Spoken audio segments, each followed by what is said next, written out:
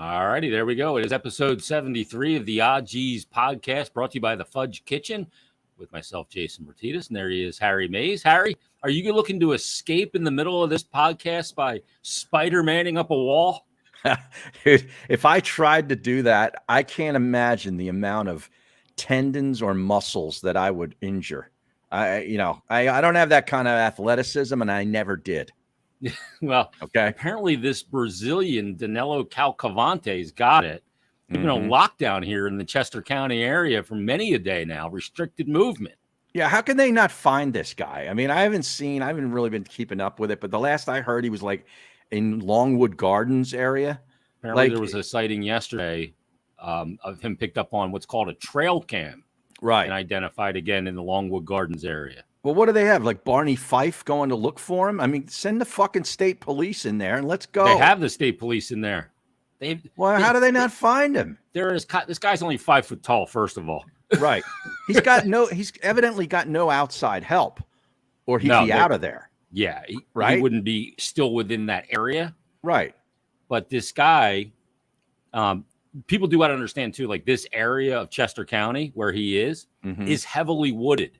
Okay, it's dense. Yeah, and you can't just fly a chopper over, and it's the time of year where we haven't shed the leaves yet. You can't see into the woods; it's canopy. But this guy, I mean, think about what this guy's been through over the last week. Well, he's got to eat, right? Well, the heat wave, right? I mean, it's been hot as balls out. I know, and humid. Where's he getting water? Where's he getting food? Right. There's a lot of things to consider here.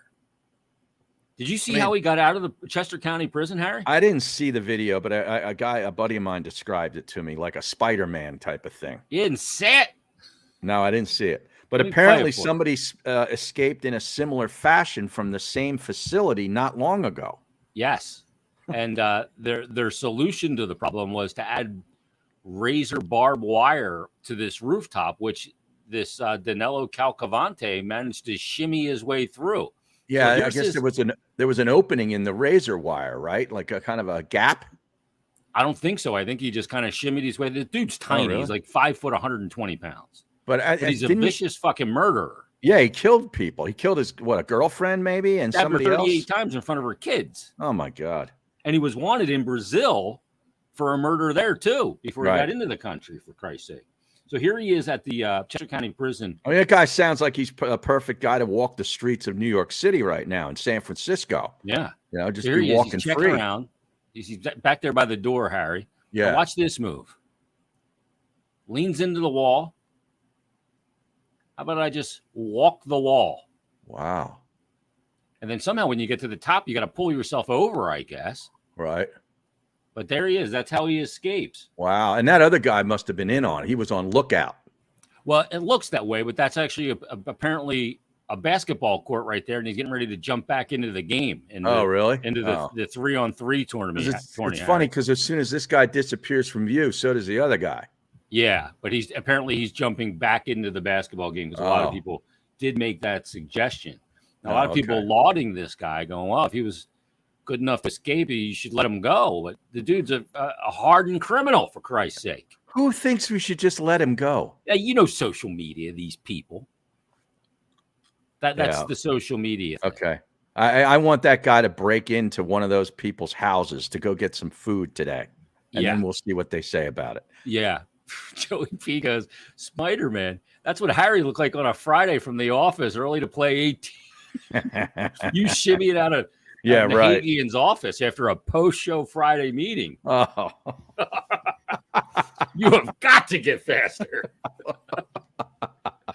Oh, that is classic. Pretty funny. Oh, but man. Now, this guy, they've got roads closed down everywhere, Harry. And this weekend, you've got one of the big festivals of our area, which is in Kennett, the Mushroom Festival. This weekend. What goes on at a mushroom festival? What do they shovel shit? Well, it probably smells like that. Because anybody who knows who's driven through the Kennett area on a particularly pungent day, well, it's not the greatest smelling. It's like that up in Berks County too, over by a neighborhood, a town named Temple in Berks County. There's a bunch of mushroom farms and stuff up there, and it smells to high heaven. Yeah, the mushrooms grow in shit. Yes. And it reeks. But yeah, the it's just a festival, like the restaurant festival in Westchester. Okay.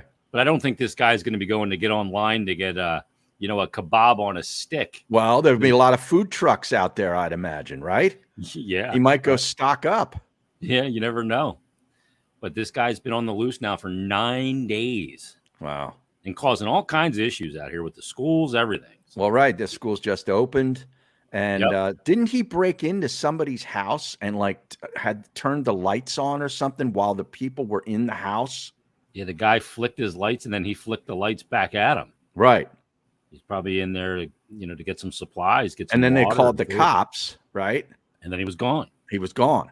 Yeah. They've been stopping trains down here along Creek Road and, because it's all, 7 minutes from my house. Wow. What else is happening? That's that close to you? Yeah. Yeah. Jeez. Yeah, it's right down 926, Harry. 926 and 52 is like the heart between there and like Route 1 is kind of where Longwood is. Yeah. It's kind of the heart of the action here. But it is pretty dense, and there is some water there as well with the Brandywine, Bennett's Run of the Brandywine River. So we'll see if they catch this dude. You think that's where he's bathing himself? If he bathes at all, is in the Brandywine Creek? I'm sure. Well, you go in there too. The scent dogs can lose you when you go in the water. Yeah, sure. Yeah, that's like I watched Cool Hand Luke. Yeah. I think they did that. He went into the creek. Yep.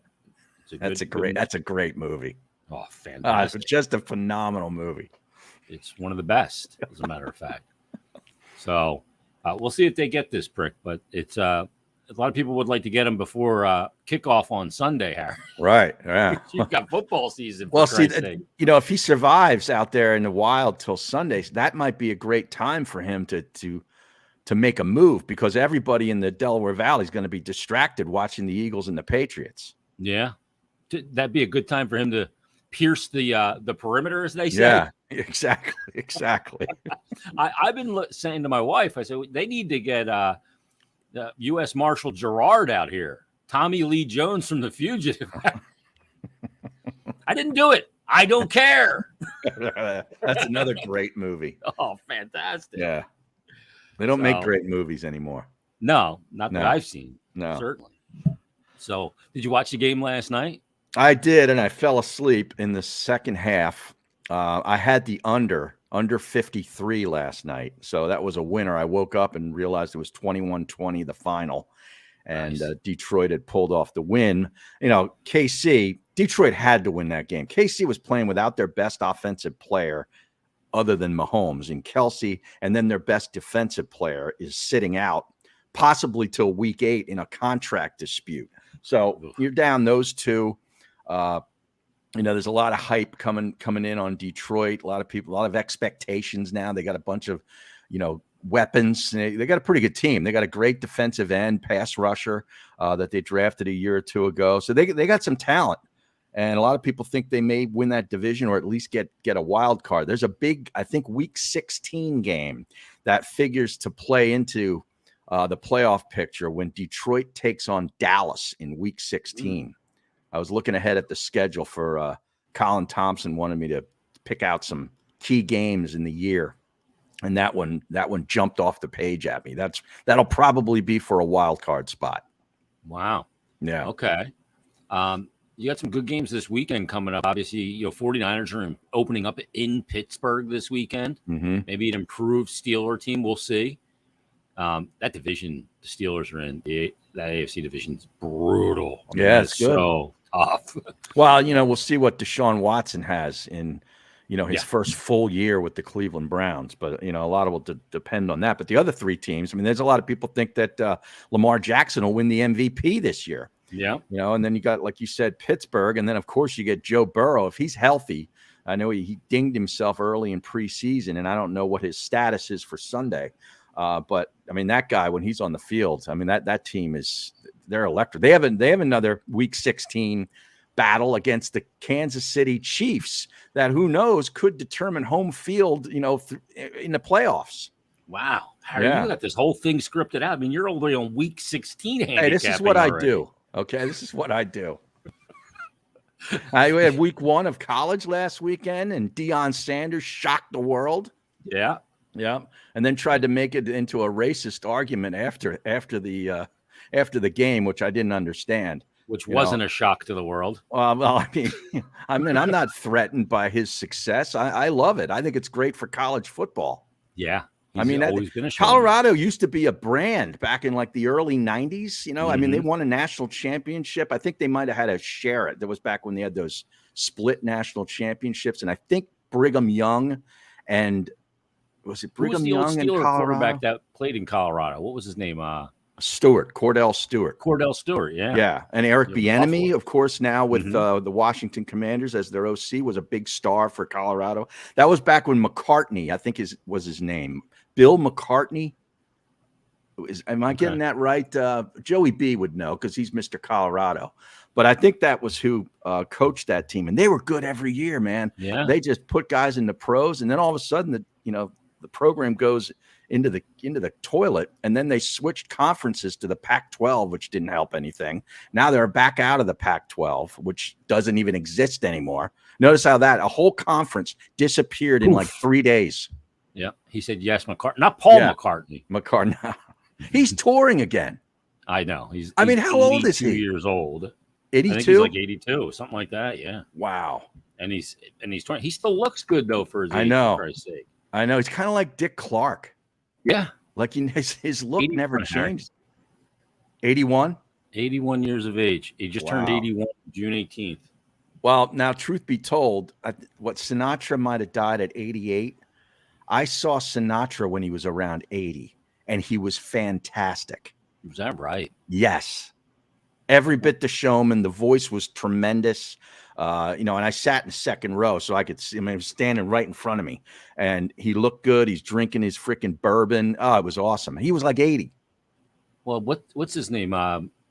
Just died, and he was still performing. Tony Bennett, yeah, upwards of mid 90s, right? And of course, we lost Jimmy Buffett in the last couple of days. I think, yeah.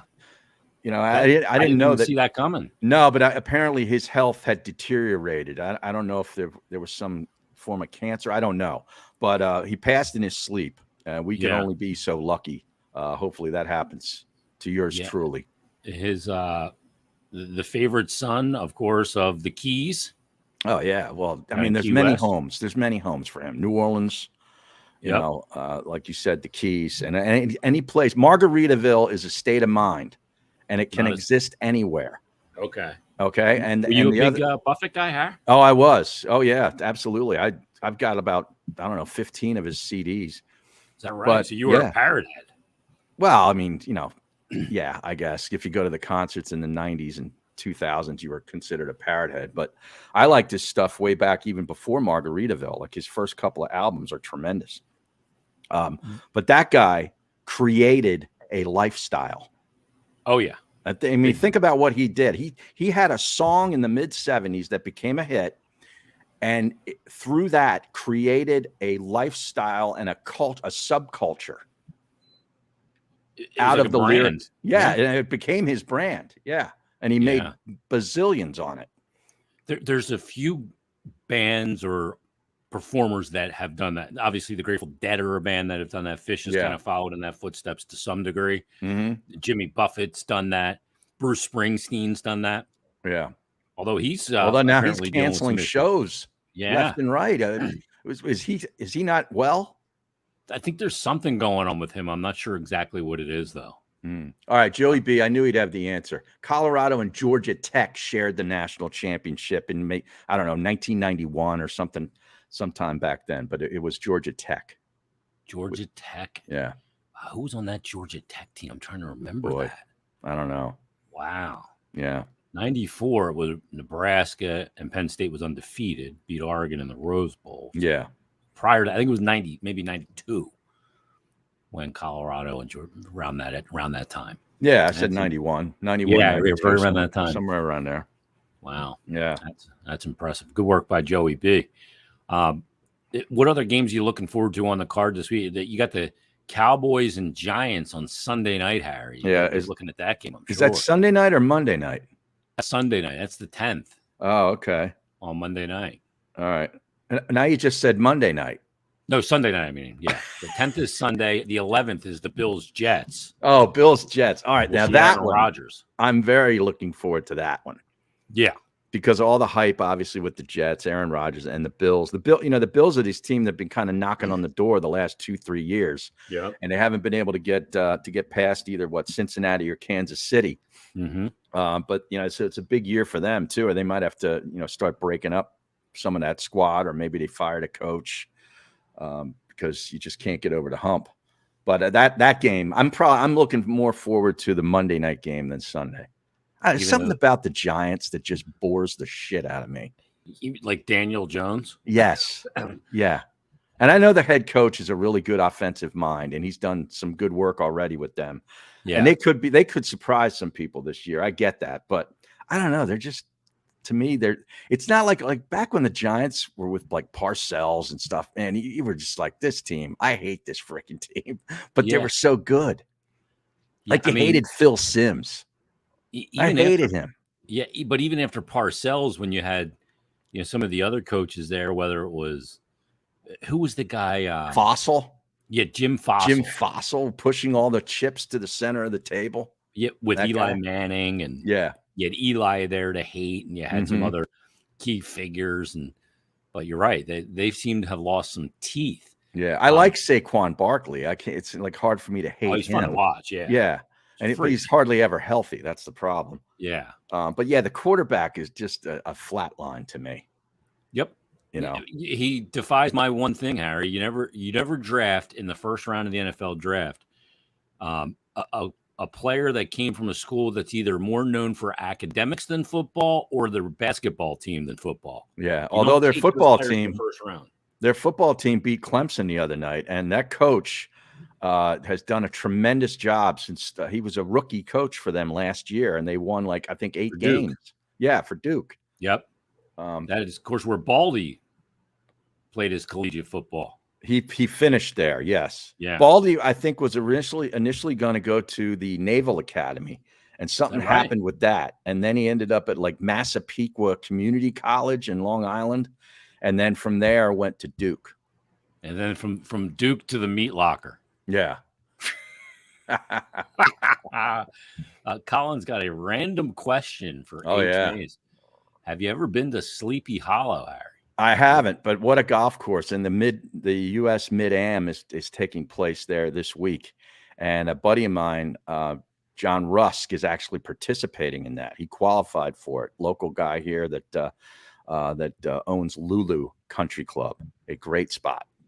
There you go. Yeah, so he's up. You got to get to Sleepy Hollow. You could become the legend of Sleepy Hollow, Harry. They're actually, it's at 2 courses. There's another course nearby called Fenway.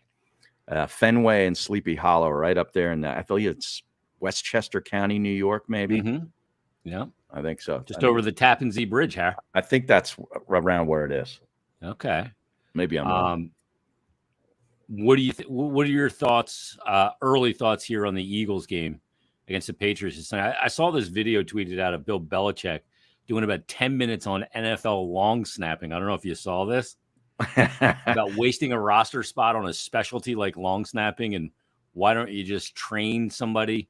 Well, train the lad how to long snap so you're not using up a specific roster spot for it. And he said, that's actually a really interesting question.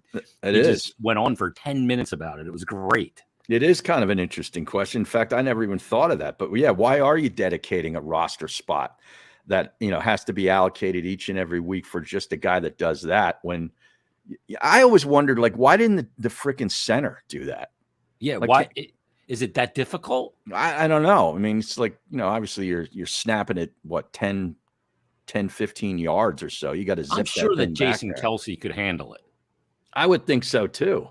And I don't think the extra down of doing it when you're punting or for a field goal would be that exorbitant. Yeah. He brings up a good point. Yeah. This Belichick. Yeah. Well, the Hoodie's always ahead of the curve, Harry. He's pretty smart. Yeah. Pretty savvy. Yeah.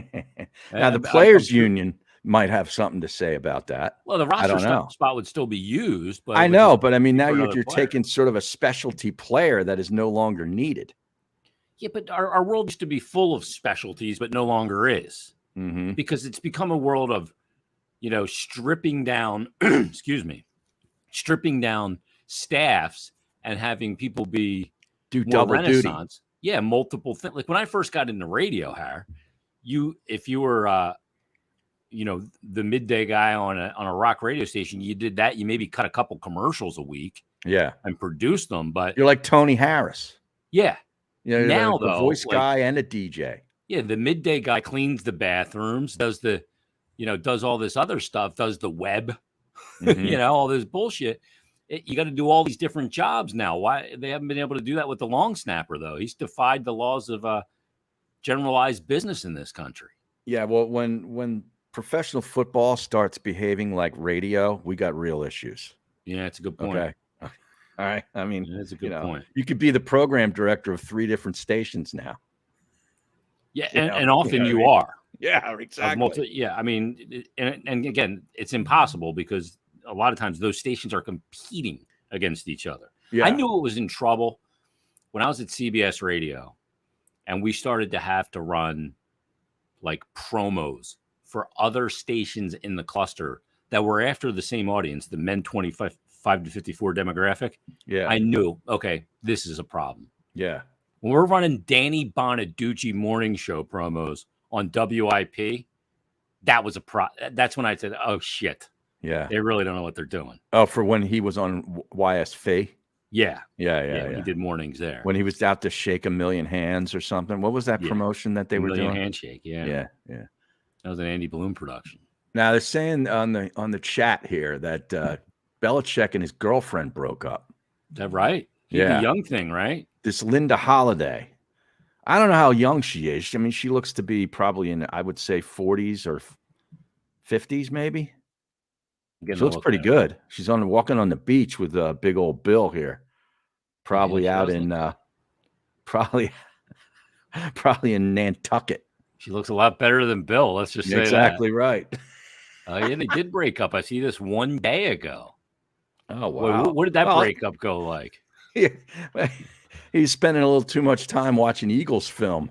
Yeah, she just had enough of it. Wow. Yeah, Linda Holiday. Yep, they broke up here. It was in Page 6. Is she in her 40s? Does it give her age? He is 71. Wow. And let me see how old she is. They got to say her age in here. I mean, if he's 71, they're definitely dumping her age into this article, aren't they? You would think. Maybe Bob Kraft told him it's younger. If I'm Bill, I definitely want her age out there. She's 60, Harry. 60? She looks tremendous. Yeah, she looks like she's in her late 40s. Yeah. In the picture I saw. 63. Yeah. No, wait, she was born in 63. Yeah. Well, she's only 2 years older than me. Yeah. Wow. Good. Yeah. So would you say she's in my wheelhouse? She's 58. Definitely I'm a target demographic, Harry. I'm a younger man for her. Yeah. You know? Robbing the cradle. I could take her right, the bounce back relationship after Bill, who's 71 and super obsessed with football and has no time for her. Then she comes down to a guy like me who's 58, younger, very super virile. Obsessed in golf and has no time for her. Exactly right.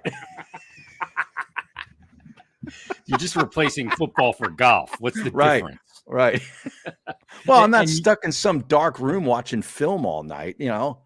I'd be able to spend time with her at night.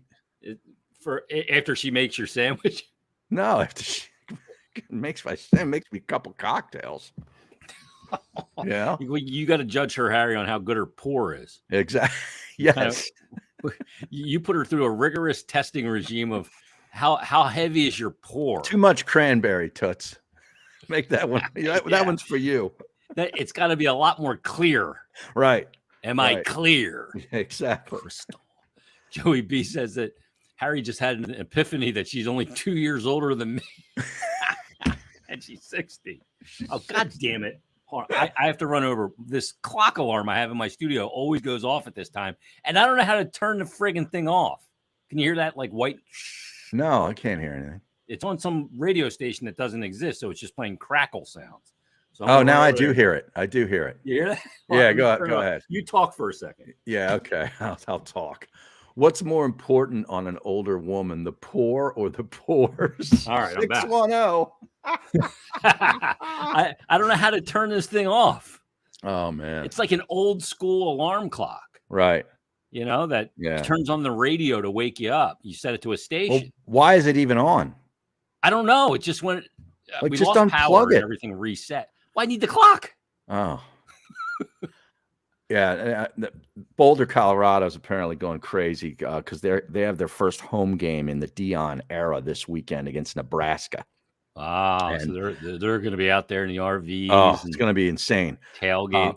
And I got some people that are going out to that game. Is that right? Yeah, they've got a niece that goes to Colorado at Boulder. So they're flying out for this game. So that's Matt Rule. Matt Rule made a serious gaffe in their opening game against Minnesota. Saw that a week or so ago, right before he botched the time management at the end of the first half, and they ended up with no points. The quarterback turned the ball over like 3 or 4 times in that game. They should have won that game handily against Minnesota, and that was a bad loss to start the era of Matt Rule in Nebraska. Now they come in; they were favored, believe it or not, until Colorado beat TCU. I think Nebraska was like a 2-point favorite in this game, which I'm like, how's that possible? Yeah. Nebraska had some great, in the Tom Osborne era, had some great teams. Yeah. Tommy Frazier. They had some, what was it? Lawrence Phillips, the running back. Yeah. Fell into some trouble, obviously. Some trouble. Yeah. Yeah. In prison. Yeah. Crazy. Yeah. What did you think of your boy Franklin? James Franklin running up the score, covering the spread in the final couple of seconds, scoring a touchdown against West Virginia. He finally he's got a sack. Yeah. Like, you got to do that in college football. It's unfortunate that you have to because of the polls and the way things work. Right. But you have to. Yeah. Now, he did it with backup players. It was largely second string guys. Keep starters in. But he did throw the ball, I believe, on 4th down to keep possession. He could have kicked a field goal there. Yep. Right. I mean, look. Or taken a knee, whatever. But I've always been one of these people, I don't like seeing teams run it up with their starters. But for the people that are in the game, that are getting a chance to put something on tape and play, and you can't just have them hand the ball off, because that doesn't do anybody any good. Well, they did do that, and they scored. Yeah. But once they got the first down. Oh, yeah.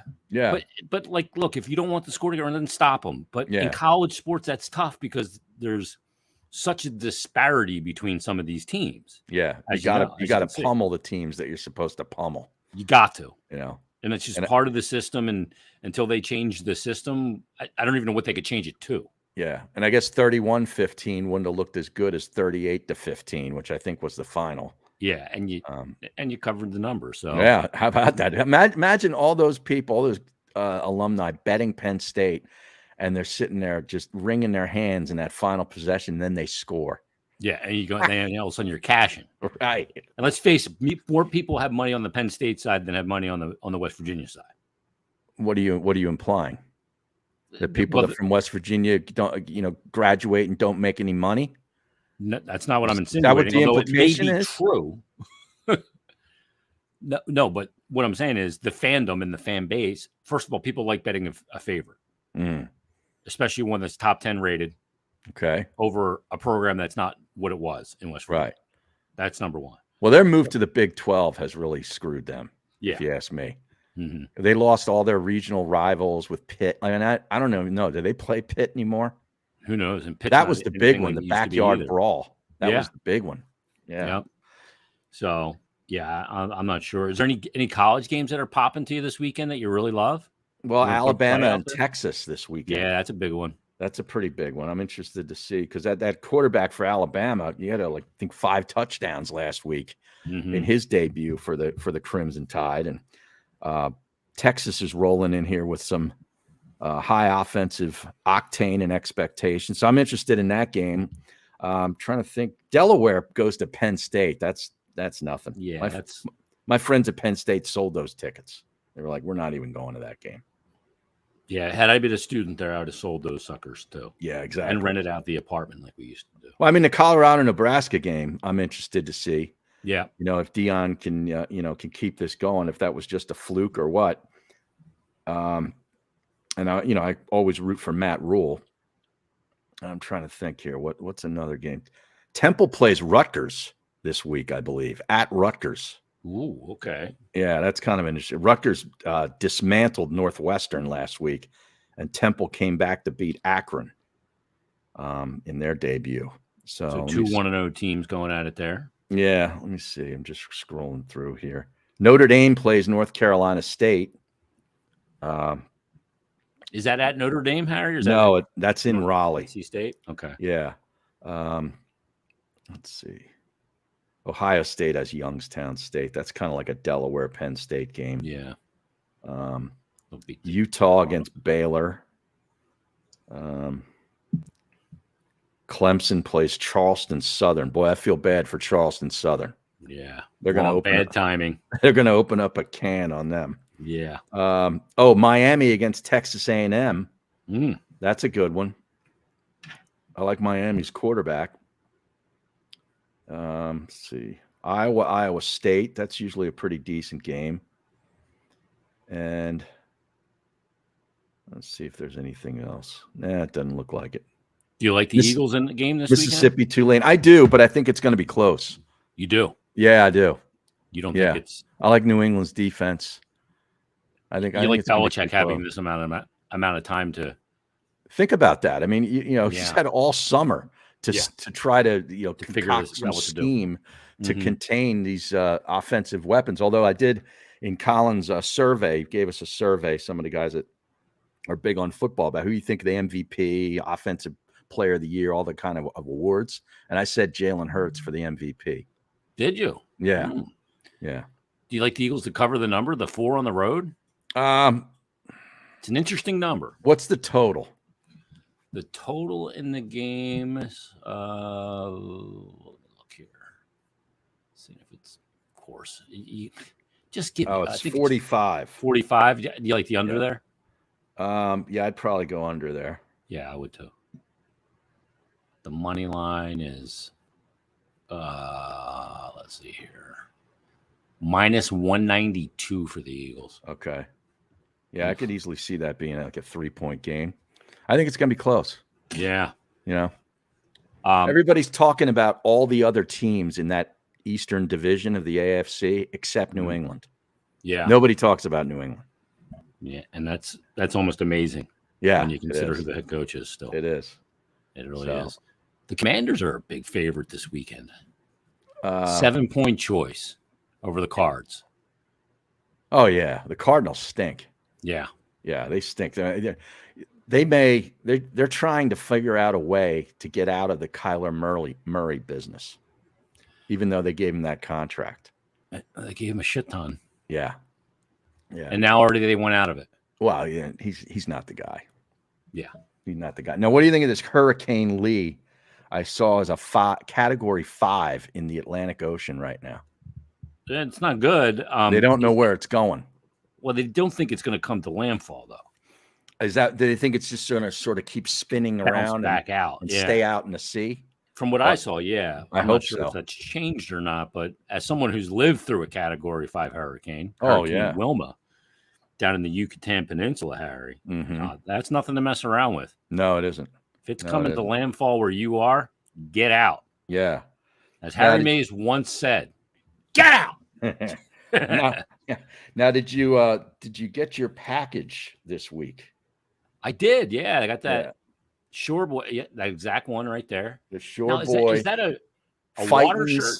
Yeah, it's kind of like one of those UV shirts. Like protects you from the sun, but it's very lightweight and breathable. And it's got the hoodie on it.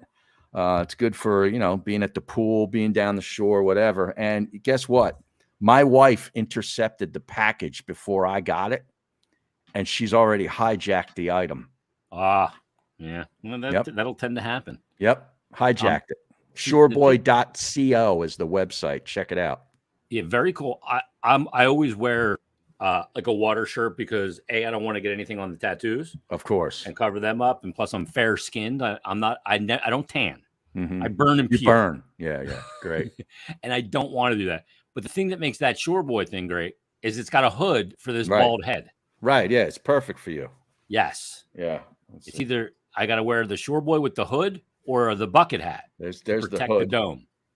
Yeah, I wore the bucket hat the last 2 days to play golf. It was so freaking hot. We played over at Riverton 2 days ago, and it was a scorcher, but I didn't even feel it because I had the big bucket hat on, and I had like 4 double vodkas throughout the round. Oh, man. I wasn't even sweating. You didn't. You thought it was snowing out. Yes. Yesterday I didn't drink, and I sweated my ass off. Yeah. So you know what that means? Sweat. Drink. You didn't. Just drink your booze. Just keep drinking every time you play. Well, apparently this weather is going to break, for Christ's sake. It's been like hot soup out there. Yeah. It's terrible. Yesterday was terrible. Yeah. Like I count down the days to September for the weather to start getting cool. I know. Like I want it like 72 and 52. Right. Like that cross section right now. Right. And like last night or 2 nights ago it was probably 9:30 or 10 o'clock at night. It was 84 degrees out still. I know. I'm like, what is going on here? It's this relentless. Is ridiculous. Right now. It is. It's going to be real muggy this weekend. Yeah. I think that's because of the tropical air being forced over by that hurricane, stirring shit up. Yeah, could be. That's probably what it is. Let's tell the people, speaking of tropical air, about the Shore and some Fudge Kitchen, Harry. Yeah, the official sponsor of Not For Long Media and the Odgies podcast. The original Fudge Kitchen, a staple down at the Jersey Shore. 6 locations: Cape May, Wildwood, Stone Harbor, and Ocean City. The original Fudge Kitchen makes all of their fudge in the store, guaranteeing a delicious product. So stop by and let them know that N4L sent you. The guys from Odgies. Jason was down there this summer, picked up some in the Ocean City location. But if you're not able to visit in person, they ship it across the country. So check out their website, fudgekitchens.com. The original Fudge Kitchen, shipping fudge and sweet treats across the USA. And Joey B inquiring how near the escapee locked area am I? I'm miles, not even 10 minutes. I could get to a road closure. Yeah, from my house right now. No, I live just across 202 from it. So I'm pretty far away. Yeah, you've got a pretty good distance. Right. But no, I mean, I can jump on 926 in 3 minutes from my house and be at a road closure in 10. So I'm right in the thick of it over here. The kids' schools have had what's called restricted movement. Their schools have remained open this week, although they did postpone the Ruston Henderson football game last Thursday. They ended up playing it Friday. I think realizing this guy's trying to hide, not going to probably come to the football game and run out onto the 50. You know, but I'm predicting they get him today. You think today's the day? I think today's the day. I said that 4 days ago, and I've said it every day since. So I have not been right. But yeah, he said maybe the escapee's going to come and pee in my trough. Oh, there you go. He's going to pee in my driveway, Harry. Yeah, come up here just to water the garden for me. You never know; it could happen. Yeah. Real quick before we wrap up, I just want to send our thoughts out to Hugh Douglas, who lost his son, Hugh. Oh yeah, terrible car accident, just brutal. Yeah, and I mean, I can't imagine what Hugh's going through. So our thoughts are with Hugh, his family, and trying to get through something that's probably impossible to get through. So I saw he's tweeting out pictures, like old pictures, from when his son was a young boy, through his whole entire life up into college. He was going to college down in Georgia somewhere, Morehouse College, I believe. Yep. And he and another student, I think there were two guys that they were roommates. Okay. Yeah, it's just horrifying. Yeah. And we love Hugh. Yeah, he was a great guy. So that was awful. Guested on this podcast before. He's a great guy. So all the best to Hugh, and prayers to his family and everybody close. So let's wrap it up there, Harry. That's episode 73. We'll be back next week with another brand new one. We'll see how the Eagles did this week. Wait a second. You just took control there and just ramrod. Since Joey brought up, I have to take a leak now. September is World Alzheimer's Month, and I'm going to be supporting the EBOD Foundation, EBOD, in their fight against Alzheimer's disease at a golf outing this Monday at Huntington Valley. EBODfoundation.com. They do great work with all kinds of dementia, Alzheimer's, and veterans. They also assist in a lot of veterans projects. So it's a good organization. I'm proud to be supporting it this Monday, and just wanted to put that out there.